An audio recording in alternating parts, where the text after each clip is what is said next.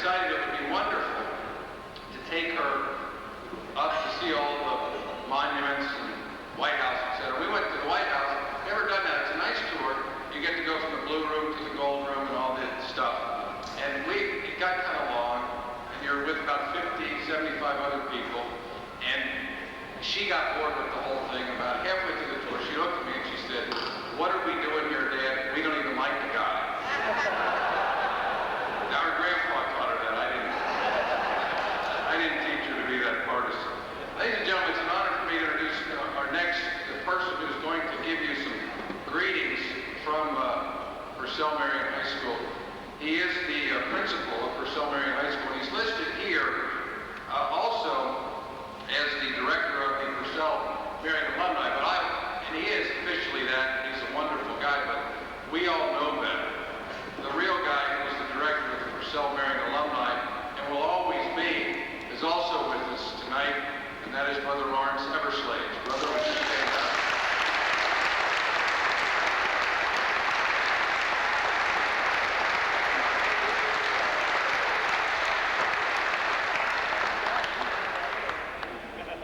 That senior gift to us is about 1969 is still coming.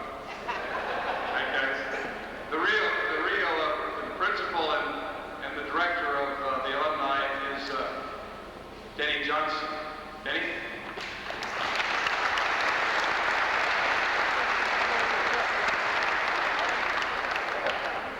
It's really my pleasure as principal to welcome all of you to Purcell Marian High School, and in particular to congratulate the 5 inductees to this year's Hall of Fame ceremony. Certainly my sincerest congratulations to those men, and I might add that I had the privilege, and I mean that sincerely, of watching one of the inductees throughout his career at Purcell, that of course being Derek Dickey.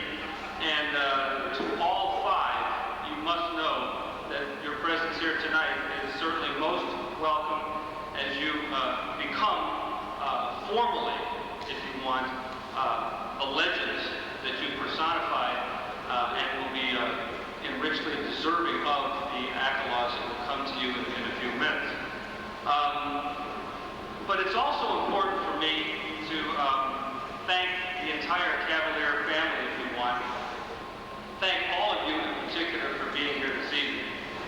5 are being honored this evening for their tremendous athletic prowess. There is absolutely no question about that.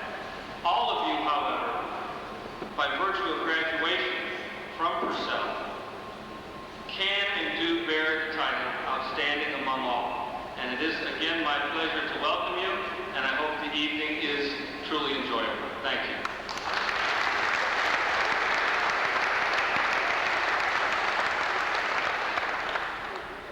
We have some special guests with us tonight, and they're people that you will readily know. One is the coach of the Mount St. Joseph College football team, good fellow, my friend Johnny Pock. Johnny?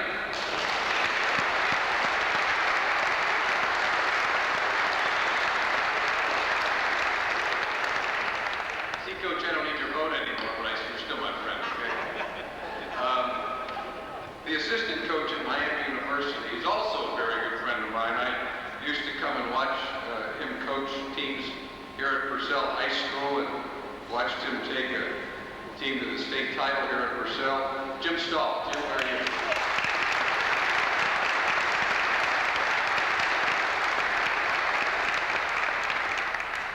Roger Bacon graduate, as I recall, right, Jim?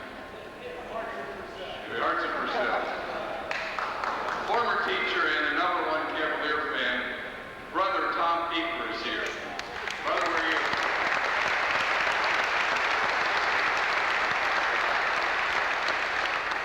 Guy I graduated with from the Cincinnati Enquirer, Steve Kemme. Steve?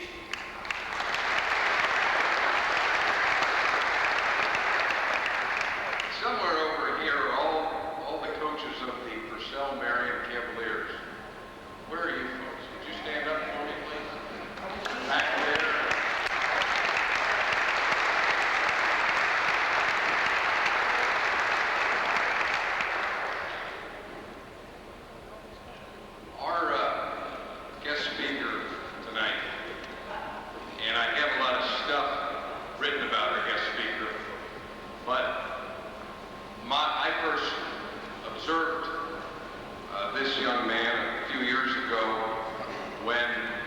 Cincinnati Gardens, his basketball team beat the Xavier Musketeers. And I remember at the time, one thing about this fella that you'll probably see tonight, that's the intensity of this guy. He puts his heart and his soul into his coaching. I think he also puts his heart and his soul into the young men that he develops while they are at the University of Miami. But let me read you a few things about him. He was a standout player at Indiana University from 1969 to 1972. He was an all-Big Ten performer and team captain for Coach Bobby Knight's first Indiana team. He was drafted by the NBA Seattle Supersonics. He returned to Indiana University in 1978 and was an assistant coach for Coach Knight for 10 years. During coaching at IU, the Hoosiers won 2 national championships and 4 Big Ten titles. He coached the United States national teams in international competition. He's a member of the 1984 Olympic basketball coaching staff. He was named Miami University's 23rd basketball coach in 1990. The Redskins are 39 wins and 20 losses under Coach Wright's first 2 seasons. Last year, Miami won the MAC season title, the MAC tournament, with a spot in the postseason NCAA national tournament, and he is currently the head coach at Miami University, Coach Joby Wright.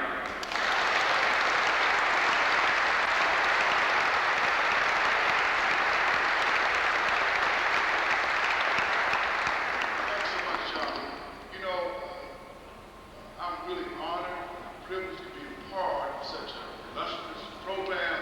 But you know, before I get into the meat, what I like to say, you know, there's a gentleman sitting out in the crowd that I like to bring some special attention to because I've gotten to know this guy pretty good.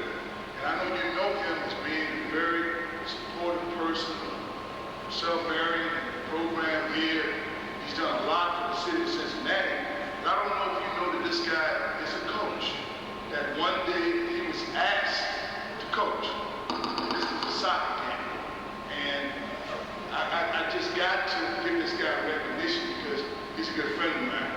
Well, as the story goes, this particular team needed a coach. And do you know who Jay Carper is, people? So anyhow, let me hurry up with the story. Well, I guess Jay was asked to coach his daughter's soccer team. And, you know, Jay's not a guy that's had a lot of coaching experience, but he accepted this task. And he accepted this task with a lot of enthusiasm, and he really wanted to do a good job. So as the story goes, Jake took the coaching assignment, and his team went on to get creamed. The score was 8-0, I think it was. Then there is a situation that happens on the field, and some player gets injured. So Jay gets his team together and he says, well, I sure hope whoever that player is, that they got their leg broken. Now this player that he's talking about had only scored about 8 goals against his team. 8 goals. So when this player is down on the field, Jay brings his team and says, hey, I hope his leg is broken.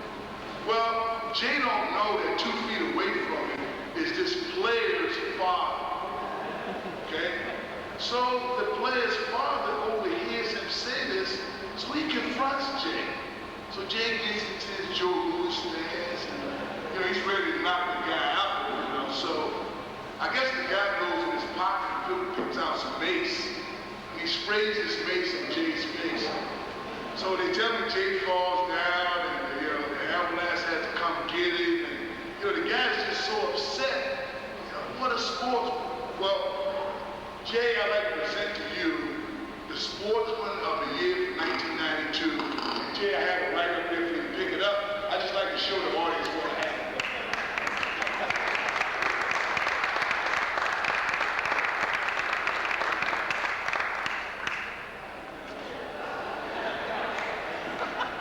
Mr. Jay Carr, the Sportsman of the Year, heck of a coach. Jay, congratulations.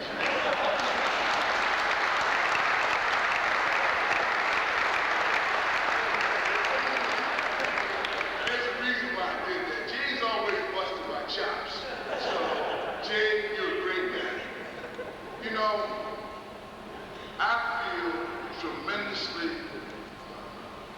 happy to be here because I have a chance to say something to young people. And when I have an opportunity to do that, I'm very, very excited. I'm excited because, you know, you never know who young people grow up to be. I'm also a very firm believer that you can't separate sports from society and society from sports. Why? Because of people. People play the games. People live the life. You know, I'm also one who believes that sports is a vehicle to teach young people how to be successful. So therefore, I'd like to share a little story with you about one of the most important opportunities I had to understand that phenomenon about sports in society. You know, I said something very big about his picture, because in his picture, he doesn't have an afro up there. And where I'm coming from is this. In 1970, I had the most profound experience in my, at that time, young life. But you know, at the same time, back in 1970, I was about 6'11". 6'8" now, but in 1970, I was 6'11". I see over here some people looking at me, what? Well, I was 6'11" because of my afro. I was a pretty big guy. But the story that I want to tell you here this evening has to do with maximizing opportunities and not minimizing opportunities. Well, I was fortunate enough to get selected with about 64 other guys to the United States Air Force Academy in Colorado Springs, Colorado. So we were supposedly the best the United States had to offer. Well, this was the first time anything like this had happened. Well, it was a very intense situation. Guys were really trying to do well. Jumping the ball, shooting the ball, just really doing a heck of a job of competition. Well, it was so competitive, I can remember seeing this young man get his arm broken. He's trying to block the shot.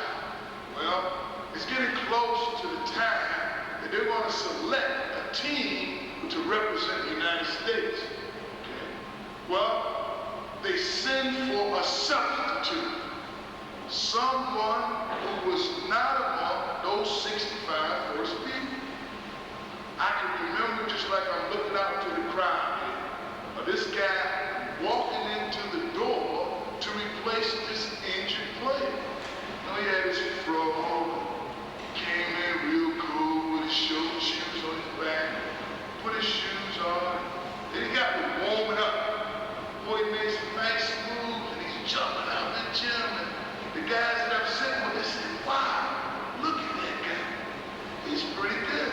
So who is this guy? So, well, he came in number 2 to Artis Gilmore and rebounding.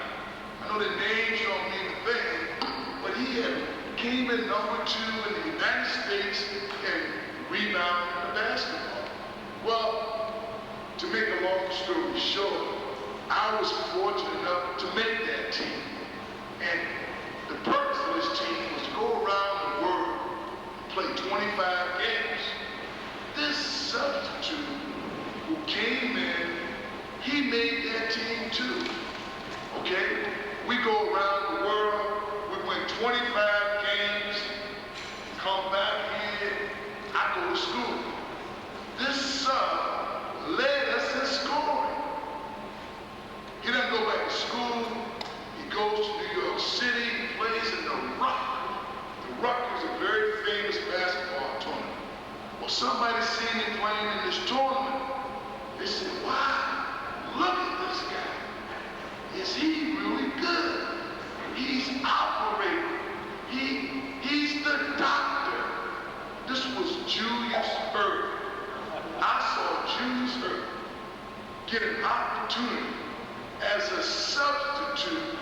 But at the same time, I saw him maximize an opportunity.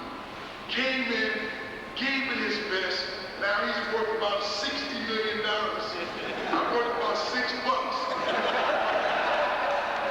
Me and one of your Purcell, Marian, Jim Starr, but Jim, he's not a graduate, he led to the state championship. Jim and I were going to church's chicken after this. But you know, where I'm coming from is this. Sports and society, young people, sports is only a vehicle to teach you how to be successful. Well, on that same team, there was an example of the other side of that. Julius represented maximizing opportunity. Well, there was an example of minimizing an opportunity. The young man, Cyril Baptiste, there knows what I'm talking about. Ferocious player, 6'11" for real, without his fro. Dunk the ball, he would cry. When he talked, he could make a wall vibrate. Just an awesome physical specimen. He could run the floor like a deer, handle the ball. Really unbelievable. First NBA player to sign an NBA contract for $1 million. $1 million, the first one, 1971. Okay, Cyril goes to Golden State Warriors. First week, gets caught shooting dope. Shooting dope in his arm. So good, they gave him 3 chances to make it. Couldn't do it. He's 6 feet in the ground, dead. He minimized opportunity that he had. What I'm saying is this. You young people out there, you're going to get your chance in life. You're going to get your opportunity. And it doesn't matter what color you are. It doesn't matter who your mother and father are. It doesn't matter where you live at, young people. But what it comes down to is, are you ready? Are you ready to give it your best? Are you ready to maximize your opportunities? You know, I would be remiss if I didn't say to Derek. You know, Derek, when we played in college, guys used to drive pretty big cars. You know, they don't do that anymore. But I know, Derek, that you are probably UC's #1 fan, or UC's #1 recruiter.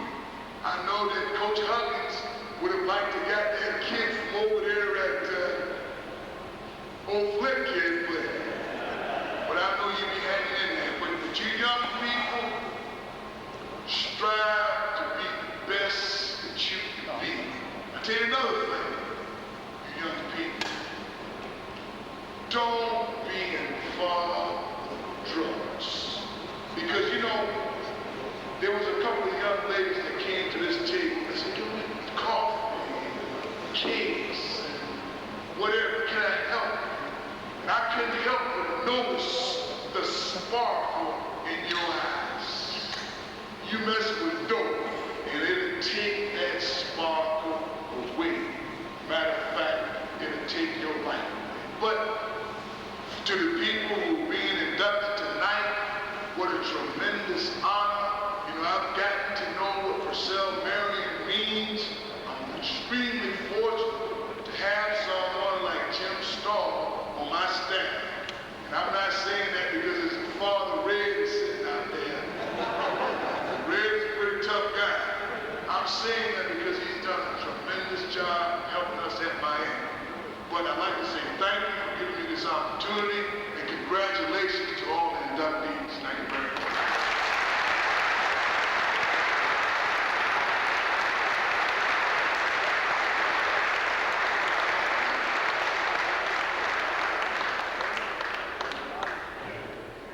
We are going to get into the induction ceremony now. Before we do, I'm going to give a little unsolicited ad for kidding Coach Stahl a minute ago about being from Roger Bacon. And I represent a district that until recently, Purcell was not a part of.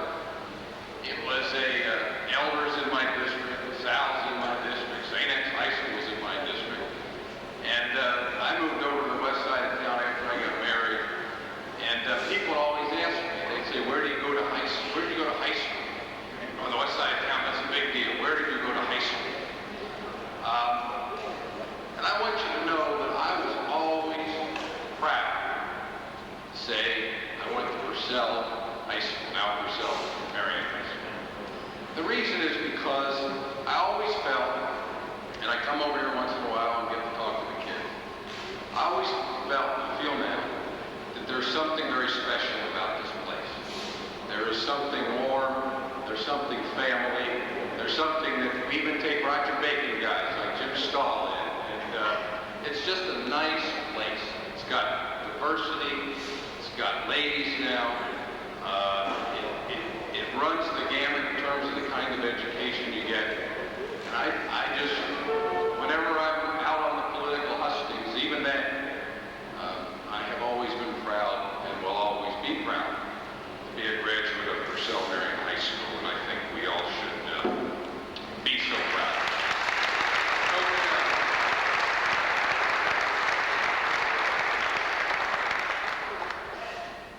I want to thank you, Coach, for being here tonight. I know, when you're coaching a big school like Miami, you got a lot of things to do, and it's really special that you would take the time to come down and be with us tonight. I do know that, through the years, Purcell might have a couple of graduates, and we won't get into that right now. Our presenters tonight present the awards, and that's why we're all here, to honor the Purcell graduates, Purcell Marian graduates, who have made an outstanding contribution in athletics.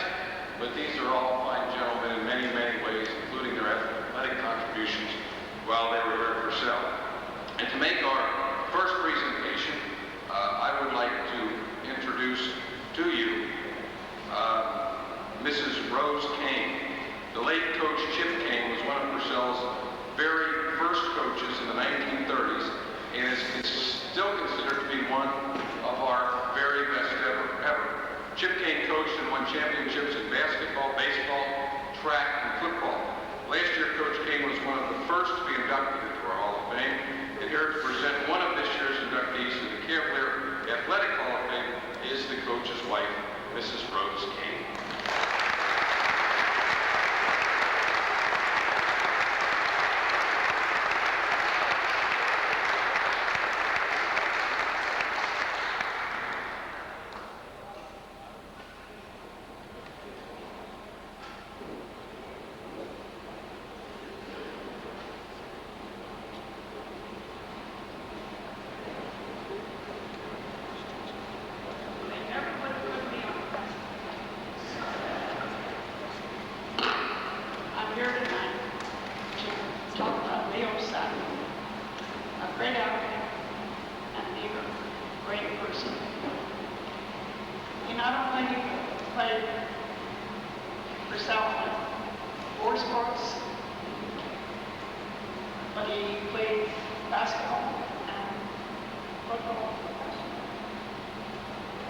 He exceeded everything that he did.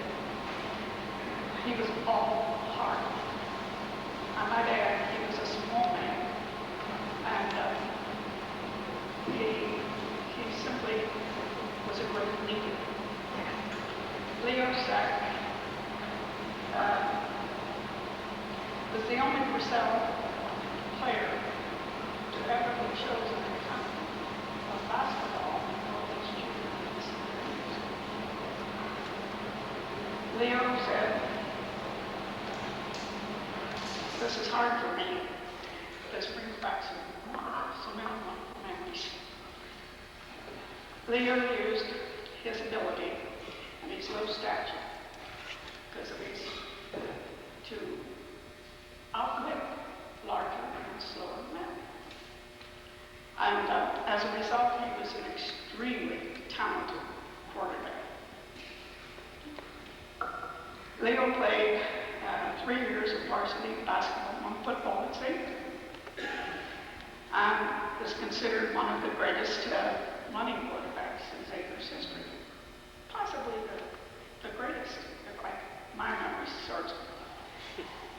He was a real scrambler and was named a silly little name, but Twinkle Toes. After they defeated Indiana and several pretty big teams. He was also, I guess, maybe the best scrambling quarterback Purcell had until 28 years later, another generation. They added another one here. We all know Roger Stahl. He was named to Xavier's Legion of Honor and the XU Hall of Fame. He just did everything very, very well. But I can remember my husband. This was my husband's first year at Purcell. He only came late August, September to take over this team. These were seniors. And a wonderful team, I might add. Many, many fine men on that team. But Leo was such a help to Chip because he was all heart. And to win the cup for track, Chip needed one good run. And Leo had participated in all these other things. And he said, Leo, do you suppose you could run a race for me? And he said, sure, Chip. And he did. He said, now all you have to do is place third and we'll get the cup, aggregate points. We got it. So, in recognition of outstanding achievement and to honor his contributions to the best traditions of the Cavalier Athletics, Mr. Leo Sack, not Mr. Lee, is inducted into the Athletic Hall of Fame.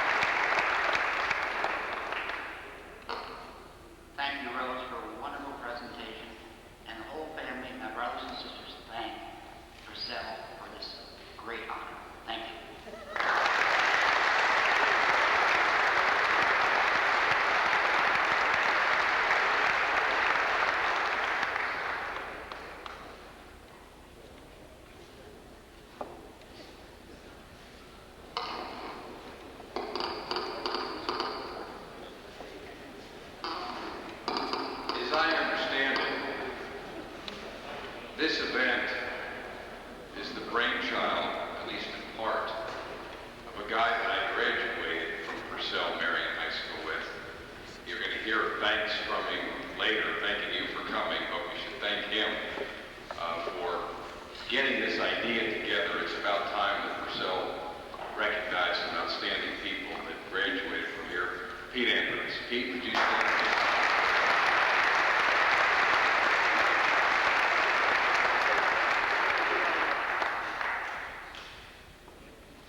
Our next presenter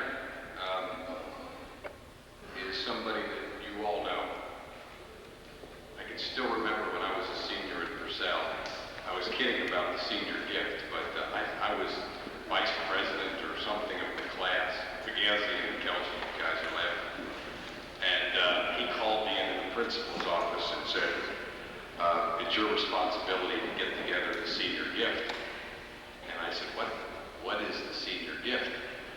said, well, that's what seniors get together to give to the school on the occasion of graduation.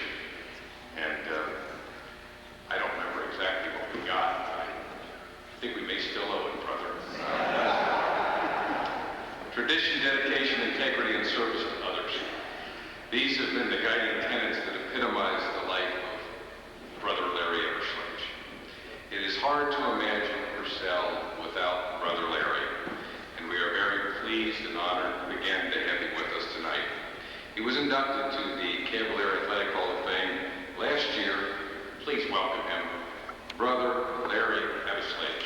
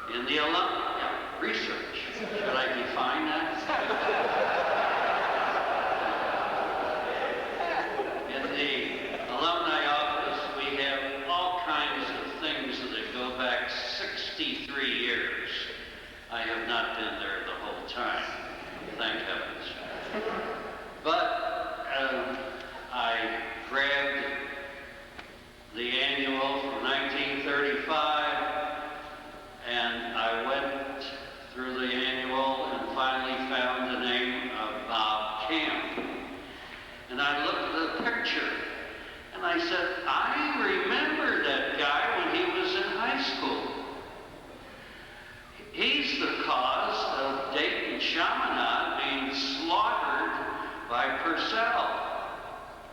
I was sitting on the bench with Coach Faust. That's Fuzzy Faust, not Jerry, father of Jerry. I was his athletic director. And Faust said to me, if we could get rid of that kid out there, that guard, that little 5'9" kid, we'd win this ball game. But he is like a coach out there and directing the entire play. So I think he suggested to a couple of our Chaminade kids from up there in Dayton to irritate him slightly, but nothing disturbed Bob Camp. He just went coolly on the way, and in the yearbook I find out that Chaminade, which had a good team that year, was defeated 19-14. Now this is basketball, you have to understand, not football. This is basketball in the old days, where the coaches set up plays, and you dribble the ball around and passed it, and dribbled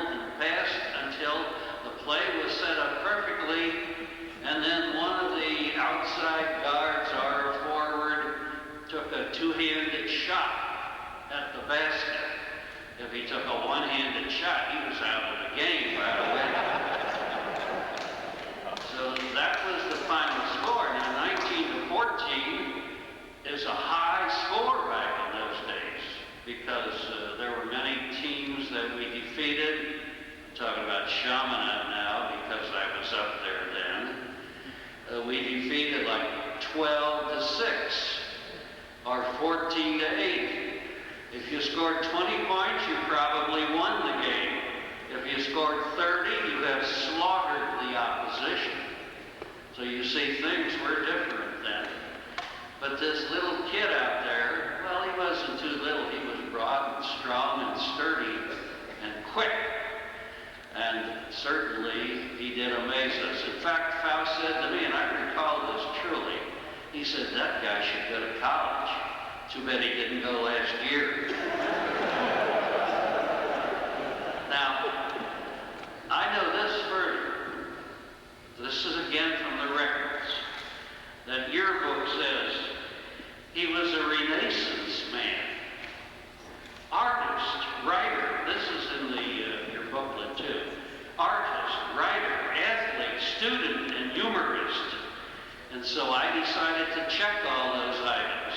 An artist, got some old plumes out. Plumes were the picture where the school monthly magazines. Got that right. And lo and behold, he had some drawings in there, or some articles in there. Maybe I couldn't understand all of the big words he used, but they were very well done.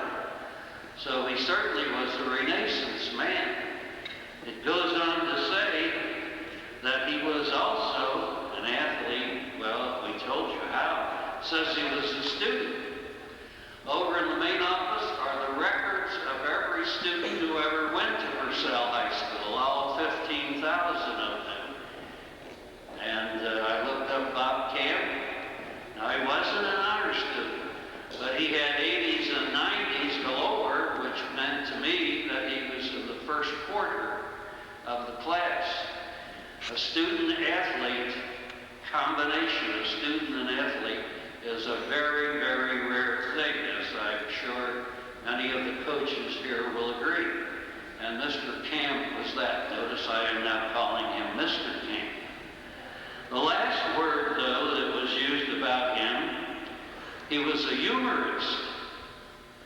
And there was no record of his conduct, so I guess that meant it was good. So I called several of his friends, men from the teams on which he had played, of the details of which are in your little booklet there. And I said, you know anything funny about Bob Camp? Is there any tricks that he pulled on anyone? Did he irritate teachers?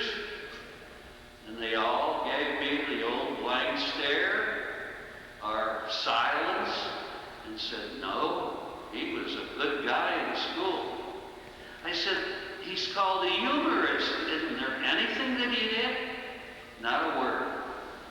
So, outside of telling Bob that he was everything that Purcell and Purcell Marian would like to have from every one of his students here, I'm asking him only one thing. Explain to me why in the yearbook for 1935 you were not only called an artist, a writer, an athlete, a student, but also a humorist. Now, that would be the rarest of all combinations, Bob, and that's only one thing I want you to say, because I really am expected to end up with a little statement of the truth. As a tribute to his athletic accomplishments and exemplary leadership abilities, the athletic department of Purcell Marian High School and the Cavalier Athletic Hall of Fame is honored to welcome Mr. Bob Camp.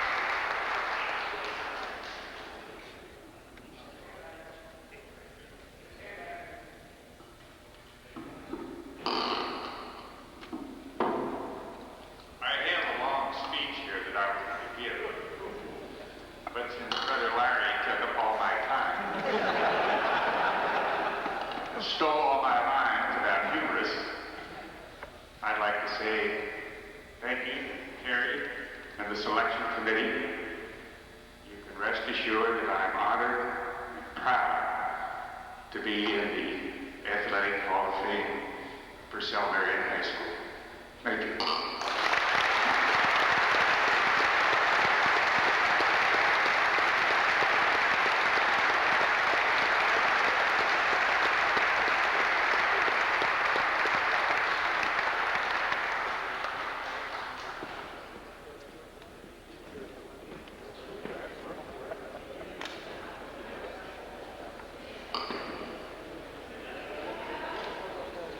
Congratulations, Mr. Camp. The Kibler athletic tradition is well known and respected throughout the greater Cincinnati area and the state of Ohio. Over the years, the accomplishments and the victories of the Cavaliers have earned them respect from friends and opponents. Our Cavalier sports family is big enough to include them all, and here tonight to introduce the next inductee to the Cavalier Athletic Hall of Fame.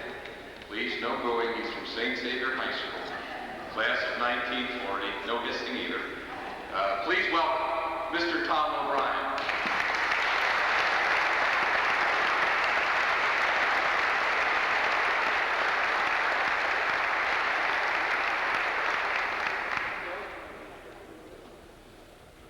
Thank you, Mr. Toastmaster and Coach Wright, Coach Pott, coaches, inductees, and Cavaliers.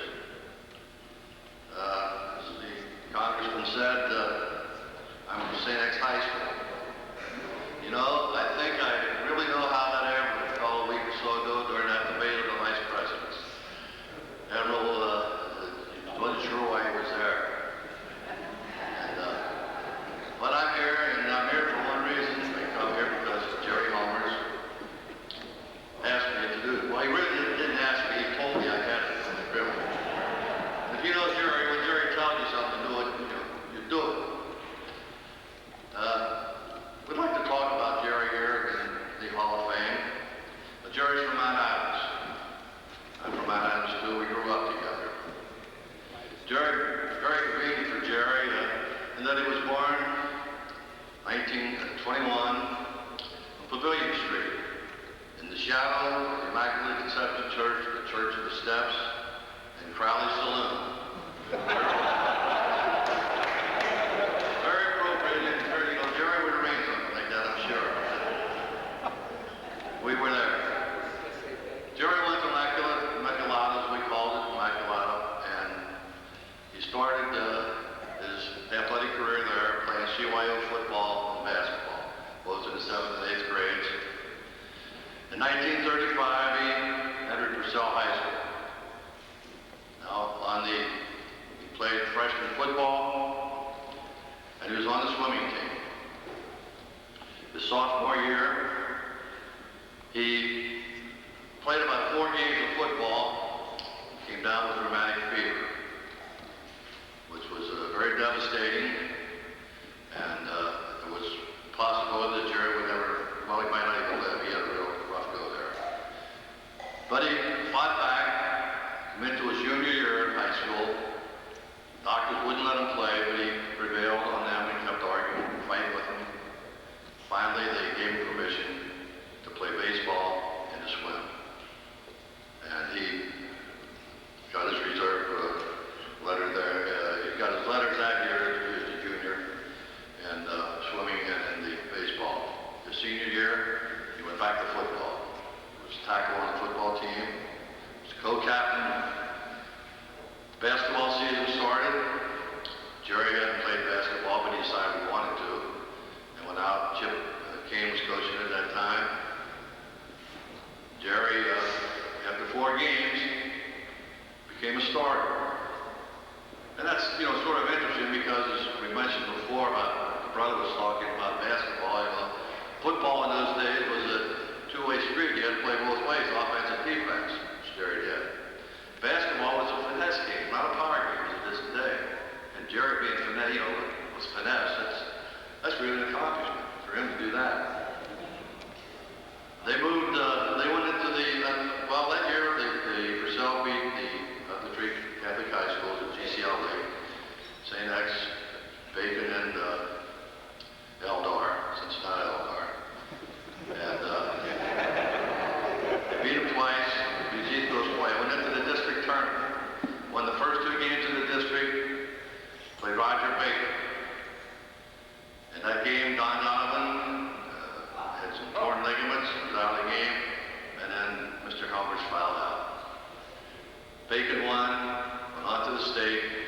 state finals and lost.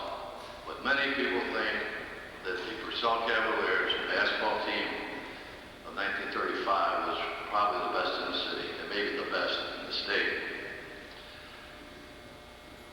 After the basketball season, Jerry was playing baseball. He was a catcher, first baseman, and he also swam. He was captain of the swimming team. Now, what he would do after the basketball season, after basketball practice, Jerry would walk from Purcell here over to the Williams Y, and practice swimming. I mean, he had a full schedule of athletics. He excelled in everything he did, athletic-wise. Now, Jerry really, we're talking about him being such a good athlete and serious, everything, but he did have a lighter side. And he did like to have fun. And in those days, we had the Island Queen, the boat rides, we had the Topper, we had Moonlight Gardens. Jerry really, took to that.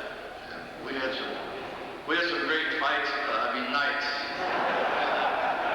on the Island Queen. Jerry could cut a real figure on the dance floor. In fact, he earned the nickname of the Fred Astaire of Mount Adams.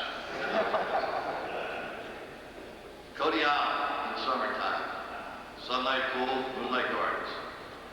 Spent a lot of time up there. And I don't know if you people have been there, you remember the tower. Very high. I don't know how high that thing was, but it makes you dizzy looking up at it. There were only a few people that went off of that thing. I remember Joe Lewis and Xavier, Johnny Popoff, great drivers we see. And I guess it was the end of Jerry's junior year or so, we were up there and Jerry said, I'm going off that tower. So here we go, Jerry. No, he did. Climbed to the top of it, took one look, and did the most beautiful swan dive I've ever seen.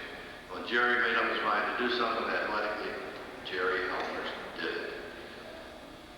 He decided to stay out after he graduated from Purcell at 35. He had a chance to go to Xavier University on scholarship. And he thought he'd, maybe work, and wasn't too sure school was for him. But after staying out that year, he did enroll at Xavier, played on the freshman football team, played on the 1941 Xavier team, which was probably one of the, Xavier didn't have football, you guys remember? And Jerry did a tremendous job on that 41 team. He started out as a tackle, and in those days, football, as I said, was a two-way deal. You had the Notre Dame box and maybe the single wing on offense, and you played the 6-2-2-1 defense. That was it. And your linebacker and your center became your linebacker, and your fullback became your other linebacker, and your other backsman. Deep. Well, Clem Crow recognized, Clem was coaching at Xavier then, he recognized that Jerry was an excellent linebacker. So Jerry ended up playing fullback and then linebacker on that team. And Jerry was very instrumental in leading Xavier against Georgetown University, who came in here in Cincinnati expecting an easy win, going on to the Sugar Bowl. And Jerry's inspired play and leadership, they beat Georgetown 14-3, one of Xavier's greatest victories. Of course, the war years came along then, December 41, and Jerry enlisted in the Marine Corps. Jerry served on the USS Iowa. He'll tell you he was a seagoing Marine. We in the Navy call them seagoing bellhops. They used to carry our bags and that, but Jerry served this country in 1945 was discharged. And came back to Cincinnati, of course, to Mount Adams. And then married Brotherton. His wife said he was here this evening with them. And married Mary. And they have 7 children, 6 girls. And I'd like to, Jerry asked me to introduce them this evening, and I would. I'd like to have each one of them stand as we call your name. Mary Brotherton, Jerry's wife, Mary Brotherton Helmers.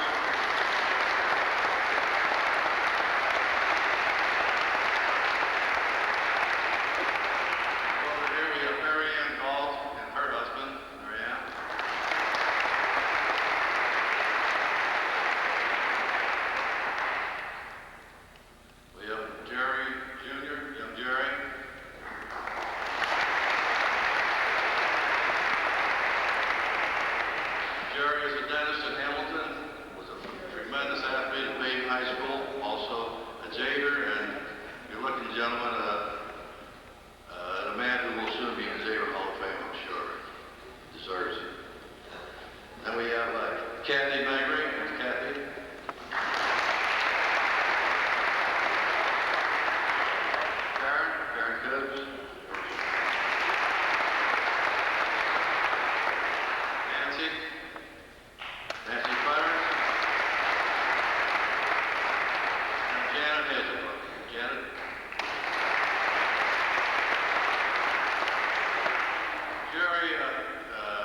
19 grandchildren now. 2 of them are here this evening.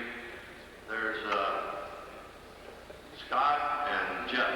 Scott and Jeff, right? Scott and Jeff. Right.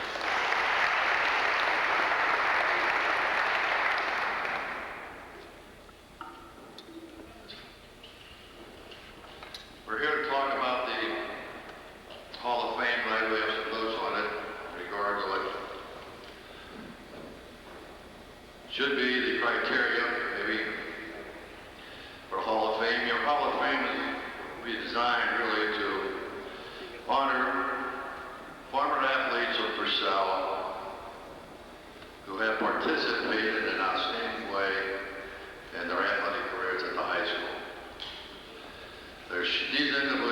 These individuals must have been so outstanding that there's no question as to their quality and for their membership in this Hall of Fame.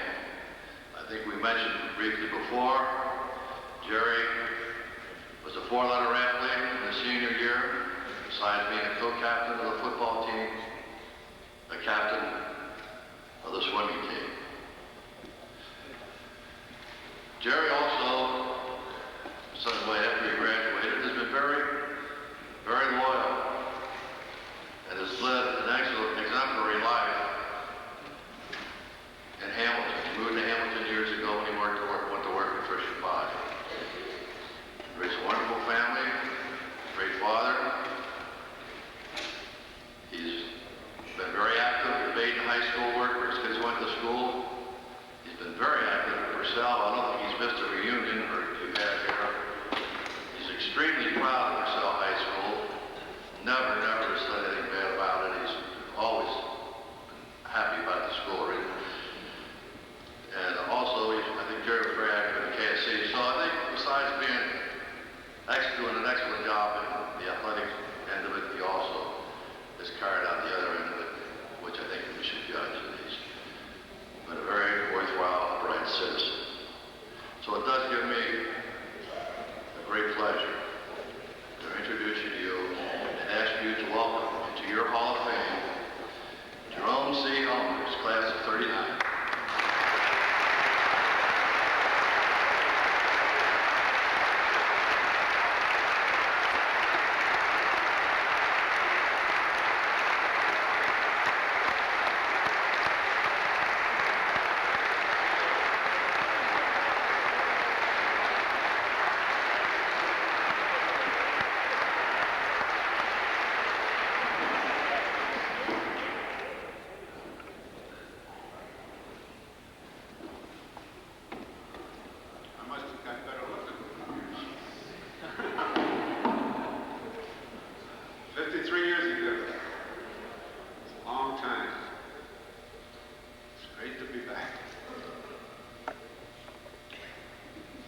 This is like getting the gold in the Olympics.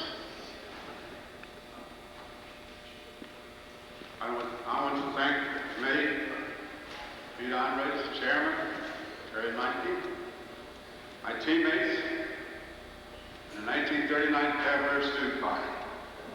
There's a few over here. Snap! Give a hand.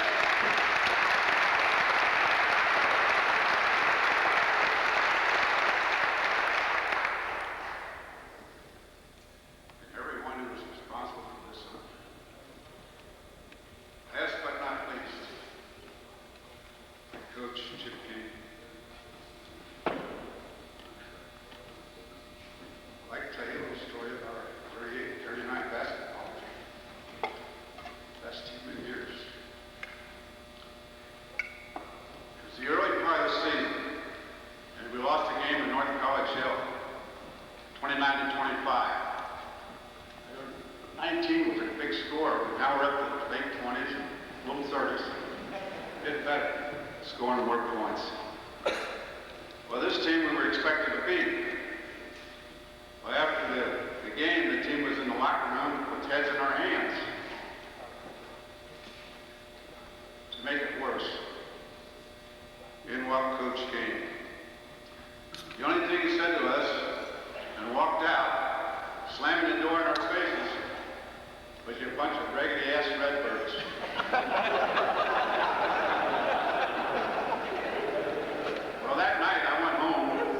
I didn't know if I was a Cavalier, a Red Barton, or an Ace.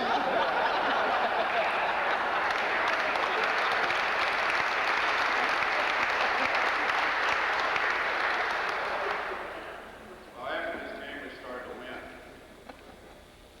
We were undefeated champions of the Catholic League. It wasn't long after that defeat that Chip came. Showed me how to be a Cavalier.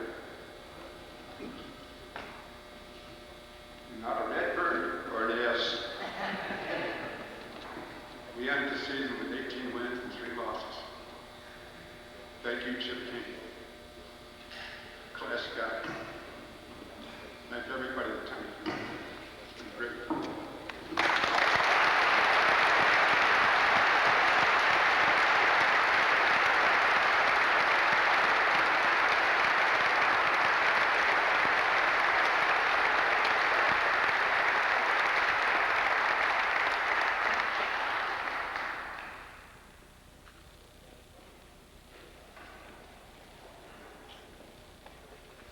Congratulations, Mr. Helmers. But that is the last time I'm going to let the St. X guy have the microphone.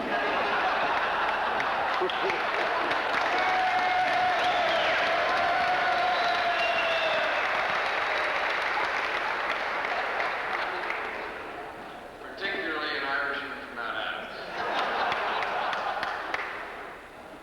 I married an immaculate girl 20 years ago. You people from Immaculata owe me a lot. She went to Marian, though. We merged before the schools. Now,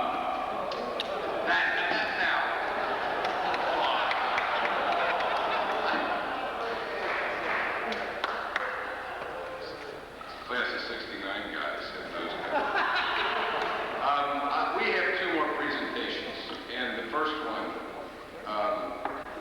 is going to be presented by Mr. Jack Hammond. Like the greatness of our Cavalier student athletes, Purcell has been blessed with many selfless, dedicated, and talented coaches that have led and built the winning tradition of Cavalier athletics.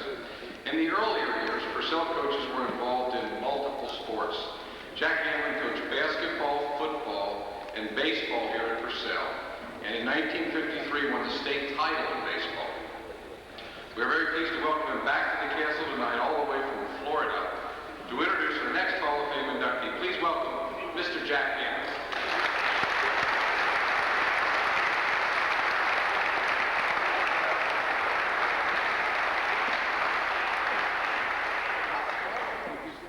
Mr. Toastmaster, honored guests, ladies and gentlemen. As a Cavalier basketball player, Bob Wellman was one of the best. He scored 23 points in a single game, which at that time was a Greater Cincinnati League record and a Purcell High School record. At 6'4", Bob was a big pivot man who was adept with fakes, pivots, and quick with the pass off, too. He teamed up with his grade school buddies, Paul Stickley and Paul Langmeyer, to really provide some exciting basketball for the Cavaliers. Bob played halfback on the 1942 football team, but had a 5-3 record. This began decades when Purcell teams coached by Ed Kleska, Jim McCarthy, Paul Mazzali never lost more than 3 games. Bob chose a career in professional baseball over what surely could have been a success in collegiate football or collegiate basketball. He had very quick hands and eyes. I recall watching Bob play baseball one Sunday afternoon out at Pleasant Ridge Park. And he was at bat, and it looked like he was going to take a pitch. And just that quick, he swung at it and hit a liner past the center fielder that to this day, I swear, never was more than 5 feet off the ground. Well, this was the kind of talent that got Bob into professional baseball, into the big leagues. He played with the Philadelphia Athletics under the legendary Connie Mack. In 1950, his batting average was 330, and he had a lifetime batting average of 280. Well, he learned his lessons well from Connie Mack and spent 25 years as a minor league manager in the Reds, Phillies, and Mets organization. Currently, he works in the game that he loves so much as a scout for the New York Mets. I'm proud to have been a teammate and a friend of Bob Wellman's, and I'm really proud to be here tonight to introduce him to you. And in recognition for his outstanding athletic achievements, in honor of his contributions to the best traditions of Cavalier athletics, the Purcell Marian Athletic Department is pleased to welcome into the Cavalier Athletic Hall of Fame, Mr. Bob Wellman, class of 1943.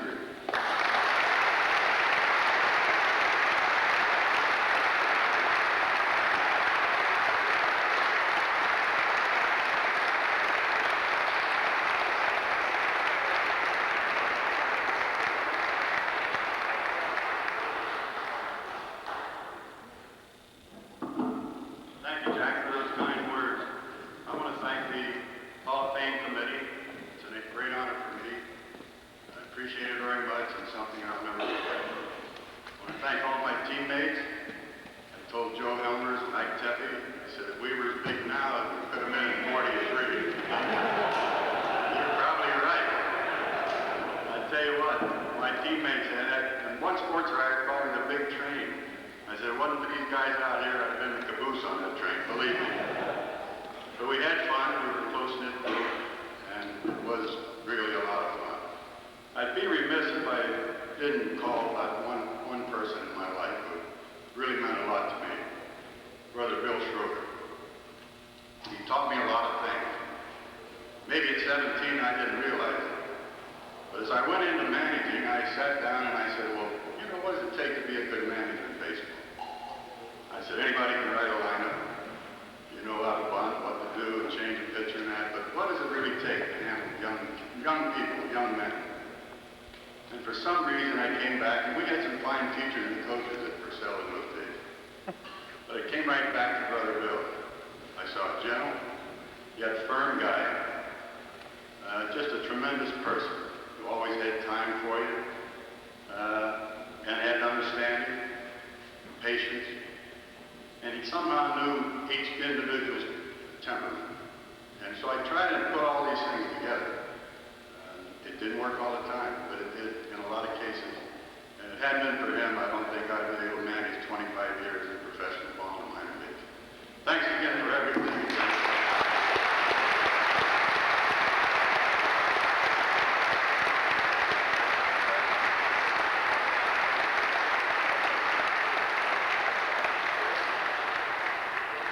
Congratulations, Mr. Wellman. Before we came in today, Bob said to me, he said, I know your father was.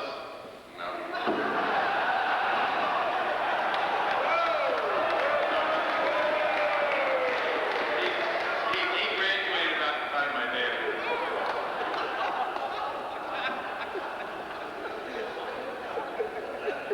I think,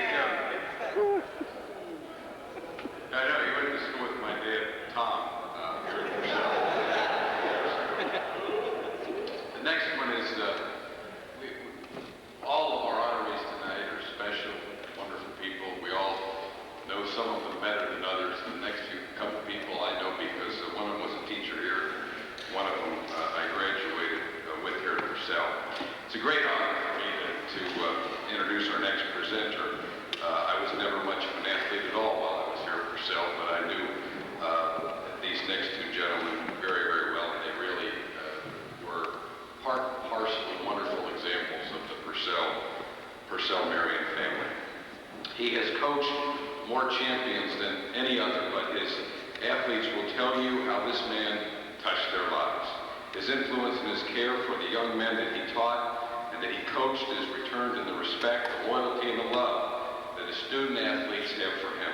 Many years, long after they left Purcell Marian High School. He's a teacher, he's a track coach, he's a wonderful gentleman. Please welcome Mr. Frank Shantz.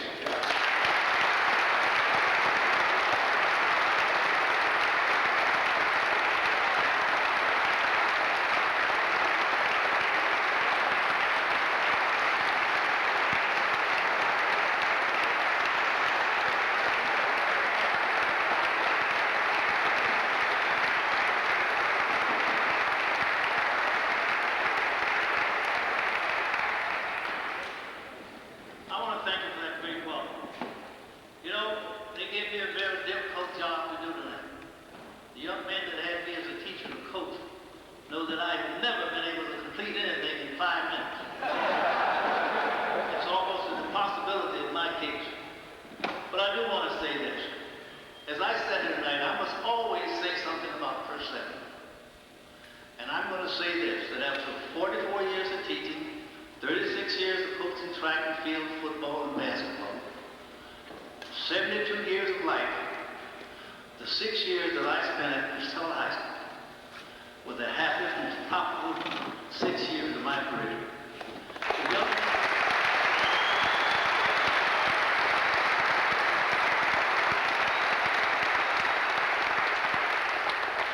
And I'm going to try to make this presentation just a little bit different.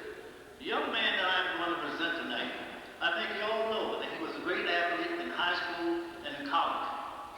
But more important in these days, when we speak of family values, and we talk of race problems, and we talk about this great country of ours, I've enjoyed being American. I've enjoyed being an American black.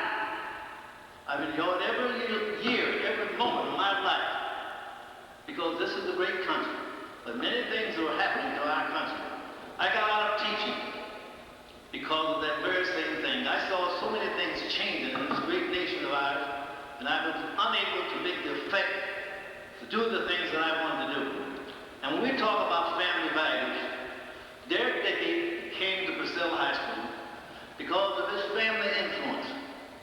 A loving, caring mother, a supportive father, a black family that was an example of a black family.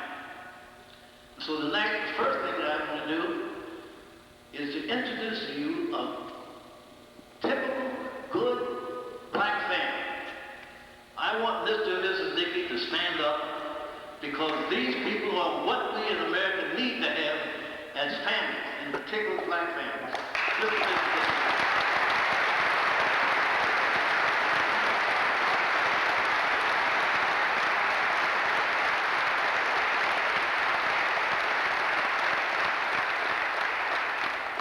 My contention that Derek Dickey wouldn't be worth a dime if it had not been for the love and support of his family. That's a simple statement. Now, also, and you men out there know it as well as I do, that with every man, if there is not a good woman, that man is up a creek without a paddle. So at this time, I want Derek Dickey's wife, Brenda Dickey, to also stand up.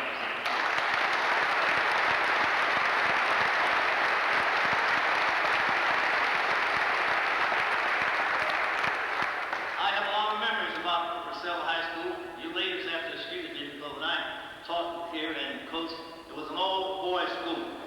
As I was sitting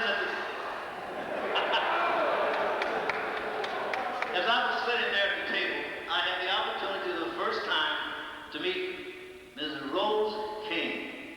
Now, that goes back to 1947 when I started my teaching and coaching career down at the old DePorter's High School under Archbishop Paul J. Alford. Chip Kane, Hal Pennington, and all the great men from Purcell High School made my career what it is today. The young men in those days came down into the West End to the Boys High School and worked with me in every respect. The men of Purcell have been connected with my life since the year of 1947. So they have indeed been a great influence on my life and on my teaching career. So again, I want to thank all the older group in here that happen to be a little bit older than I am, maybe. Thank you for your help also. I have a thing, a little list that I was supposed to read something about there. There, can I leave it on the table? God, just a minute.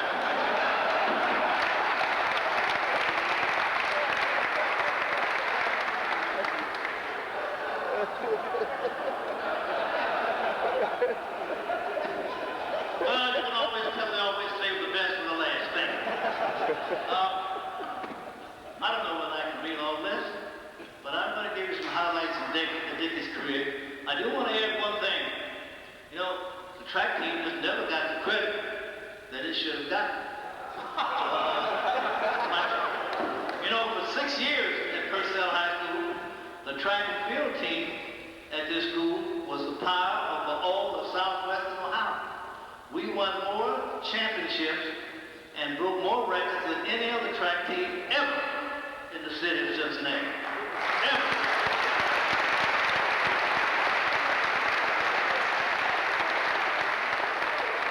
And that occurred because of the wonderful young men that came to Purcell High School and participated in athletics. And today, I thank them. I can never tell you what it has meant to coach and teach at this school. You know, if you never did it, you will never realize the thrill, what you have when you come into this building and having been a part of the Cavalier tradition. And it is a tremendous feeling. Believe me, you'll try sometime. Come over and teach, give some time. I know Brother Evans and Dennis Johnson would appreciate it. But anyway, let me say something about Derek Dickey, enough about Purcell High School. But he is a wonderful young man. When he first came to Purcell High School, now you wouldn't believe this. Dickey was sort of skinny of face and had the biggest eyes that you ever saw. This guy, I think he walked around the building all day long. Everybody used to call him Big Eyes sometimes. I think everybody thought that Dickey was just frightened, but Dickey was not. It was just unusual. Well, he said, yes, he was frightened. But you know, it was a little different back in those days when those guys came to school here. And Dickey and the other kids, they mixed with this group of fine young men from Purcell High School. And it was a joyous sort of relationship here. I don't think any high school in the city had the same cooperation relationship between the black and white students that we had at Purcell. And you got to keep this in mind, even during those days of the riots, when everybody else was closing school, Purcell didn't close. Like Almighty, we kept coming out on the school and everybody started patting one another on the back and we kept practicing. We had a true relationship. This is unusual even in America today. We had a relationship. And this is what it's all about in education. So at this time, I'm going to say something about this fine young man who's an excellent basketball player and a tremendous track performer. Let's see, what can we say about this? Well, anyway, you know, he went to the University of Cincinnati after being in Purcell, and he played on an excellent basketball team. I watched this team. I didn't coach them in basketball, but I watched them. And let me tell you something. They had a squad. I thought that was the one year we were going to win the state championship in basketball, and we came within an inch of doing it. If I'm not mistaken, Dickie, then the team that beat us eventually won the state championship to Columbus, they didn't do it, huh? In Columbus, yeah.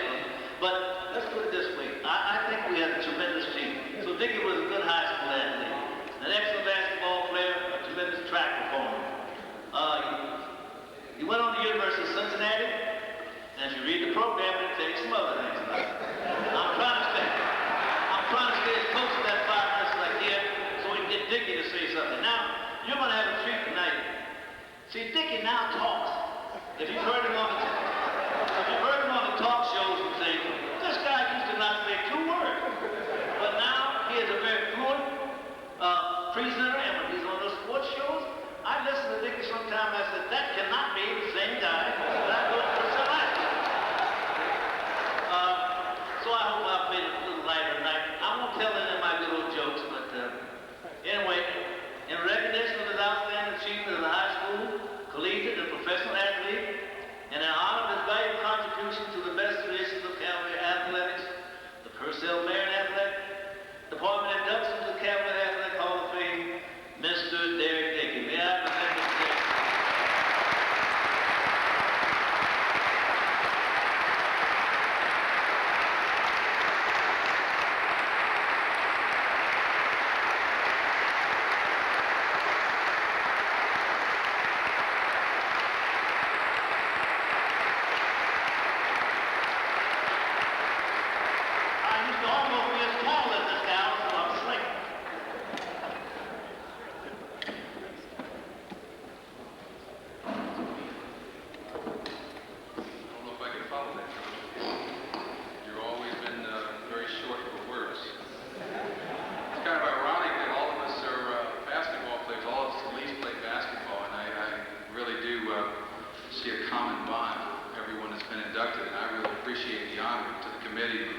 my classmate, Pete Andrews. I really appreciate the consideration. Congressman Luke, thank you very much for being here. Joe, tremendous speech. I really appreciate it. And good luck this year, except against Cincinnati. There's several people I really need to thank, and I know I'm not going to get to everybody, and I'd like to apologize in advance, but you know, there's one person that made me the person I am today, and I'd like to begin with, you know, the introduction of the man who introduced me. Without him, I wouldn't be here. Coach Shands and my mom and dad made the decision for me to come here. I went to a public school, by the way. I started in the public school system, and you know, my mom and dad worked very hard every day just to make things better for my sister and myself.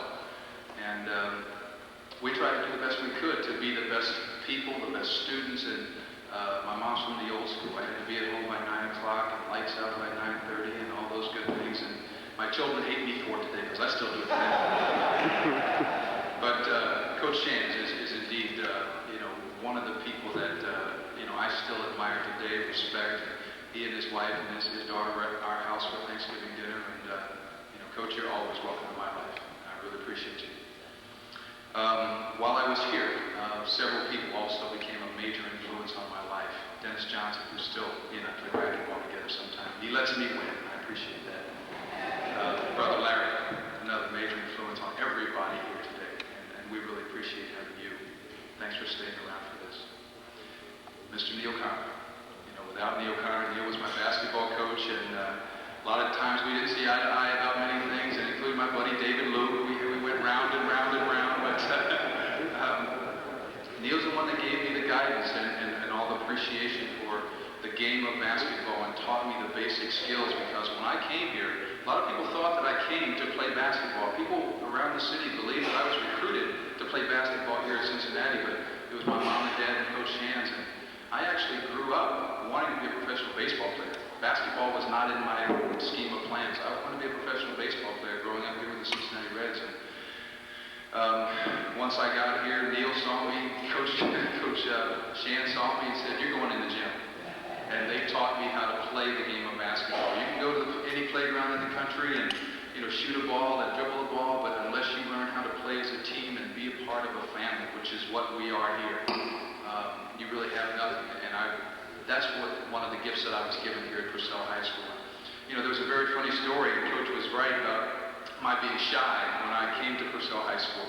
I came here as one of the most quiet and shy and intimidated people in the school, and my very first day here, Father Kanugi, who was the principal at the time, led me around the school on the day of orientation. And we were walking upstairs by one of the classrooms, and Larry DeBanny, who was a tremendous teacher here, a math teacher here, had a classroom upstairs conducting his class and trying to teach school. And there were several 9th and 10th graders outside his class making all the noise and banging books and closing lockers. And he yelled to them, "You know, be quiet out there. I'm trying to conduct my class." And the kids just kept playing and forcing around. And Larry came out of his classroom, grabbed the student, put him in the locker, closed the locker, locked the locker, went back in his classroom. From that day on, that's why I was quiet, Coach.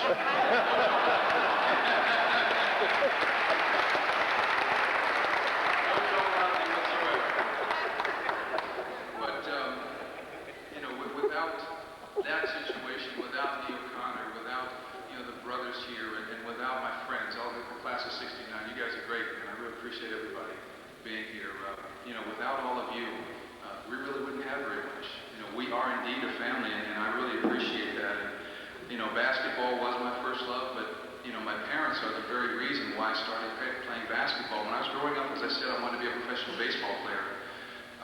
My parents, because they worked, didn't get to see me play very much. When I came to Purcell, I realized that by playing basketball, now they had a chance because it was in the evening, and they really did get the chance to come out and see me play. You know, my friends, along with my family, you know, they made me feel good by playing, because the more I played, the better I got. And, you know, Neil would keep me in the game instead of sitting me on the end of the bench with David. And we really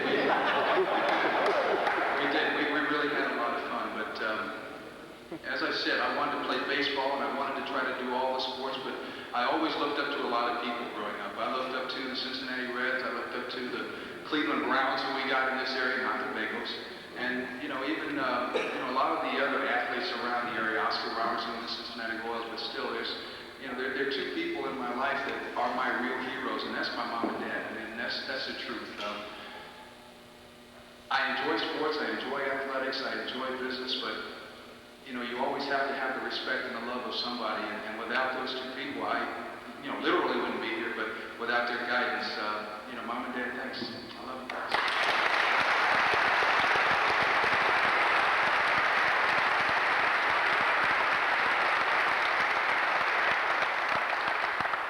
There was someone that asked me, and I really felt he was talking about my broadcasting career. When are you going to make it? When are you going to really make it to the big time? And I thought about what he was saying.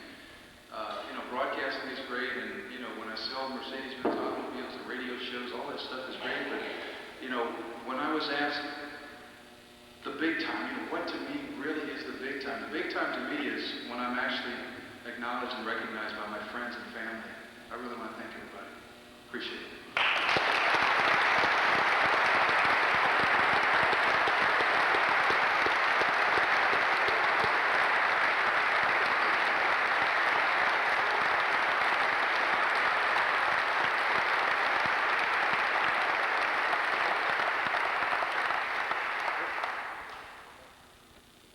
It took me 2 hours to get out of that locker.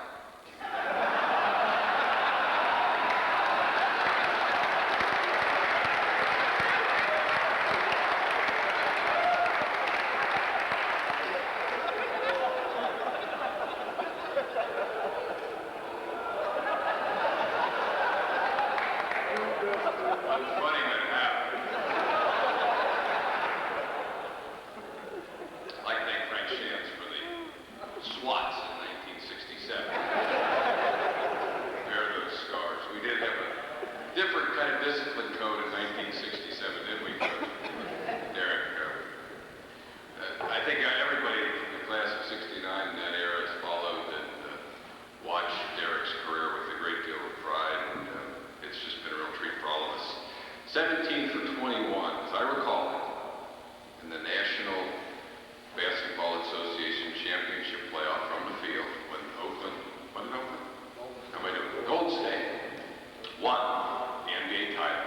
Mr. Shantz didn't get to that part, but I remember that part because I was watching Derek from Cincinnati, Ohio, when he was playing for the Golden State Warriors. It really was a real treat. That's the end of my part, folks. We have a couple of people who are going to say goodnight to you and make a few other comments. It's been a pleasure to be with you, as I indicated before. Wherever I go and wherever I am, I have always been and will always be proud to be a part of the Purcell Marian family. With that, I'll introduce you to the guy that kind of is the heart and soul of tonight's event, Mr. Pete Andrews.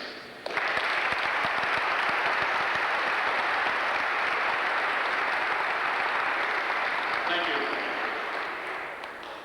First and foremost, I want to say thank you to all of you for coming. The hard work that the committee that organized this event put together is very gratifying to see such a good turnout and such a wonderful class of people to show up for tonight's event. I'd also like to thank our sponsors who generously donated their products and their services in support of this year's event, and a special thanks to Butch Burbridge and the Dennert Distributing Company and the Pabst, to Mike Anderson and Inquirer Printing, for Everybody's News and Goodwood Communication for their help in the program.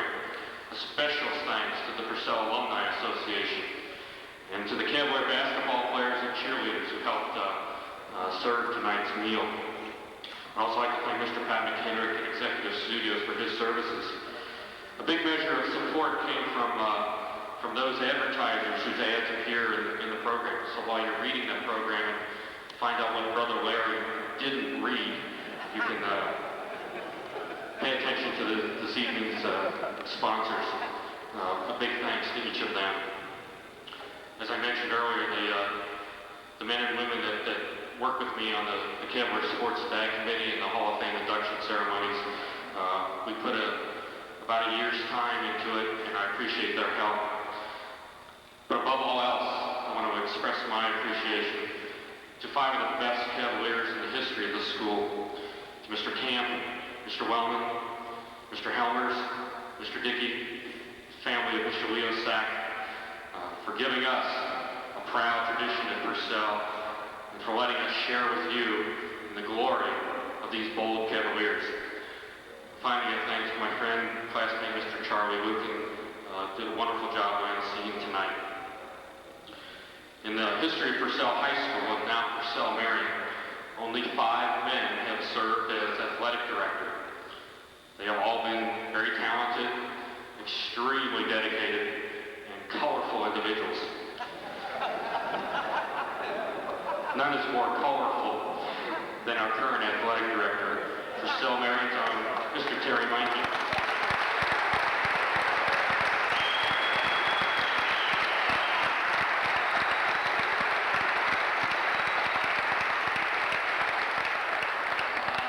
Once again, I'd like to add my thanks for coming out tonight. We really appreciate it. This is a big deal to us here at school. Tradition to me is very, very important, and I think it's something that we need to pass down. The kids today are losing it, and I know I preach it. I'm a wrestling coach. I'm not one of those basketball coaches or basketball players up there, but I preach it in that wrestling room all the time. Tradition is extremely important. And then something like this, that's what tradition's about. There's one other guy that I got to bring up here before you go, and he's going to say a little benediction so we can keep up what Brother Larry wants me to do, keep that Christian attitude here. But I'll bring Papa Kip up in a minute. One thing I want to request from you people is if you could please nominate whoever you think is deserving into this Hall of Fame. Sit down, take a few minutes. There's some brochures on your tables. If you think somebody's important and they need to be in this Hall of Fame, please submit their names. Because we want to get the best in, believe me. Now I'll bring Father Kip up here for our benediction.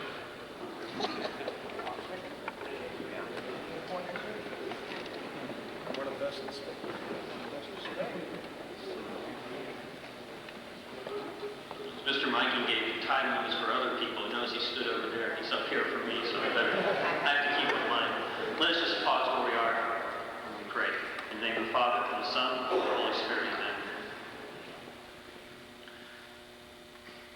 Loving and gracious God, we have gathered here this evening to celebrate the talents and the gifts of very special members of the Cavalier tradition, the Cavalier family. As we have honored them here this evening, so may we honor you for all the gifts you have given to each and every one of us. We ask you to bless us, to keep us safe, and help us to grow in your love through Christ our Lord. Amen. In the name of the Father, and the Son, and the Holy Spirit. Amen.